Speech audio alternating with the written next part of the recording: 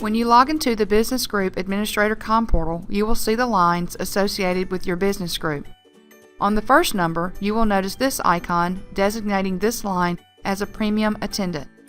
Further down, on the 4319 number, this icon represents the easy attendant. On the next line, you'll notice the letters MLHG. This represents a multi-line hunt group. A multi-line hunt group can be configured through this admin page and is discussed further in the video entitled Admin CommPortal Multi-Line Hunt Group. You will also notice a couple of numbers with icons representing lines with administrative rights. This gives these lines access to the Business Group Admin CommPortal. Only administrators can give admin rights to other phone lines. On the Phones tab, you will see the MAC address, phone number, and description assigned to each device. The description on the phone can be changed to indicate areas or people using the device.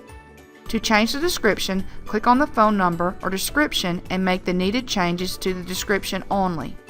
Make sure to click Apply once the change has been made. Administrators can set keys on individual phones by clicking the box next to the desired line. See our video, Setting Your Keys, for more information about changing your phone's soft keys.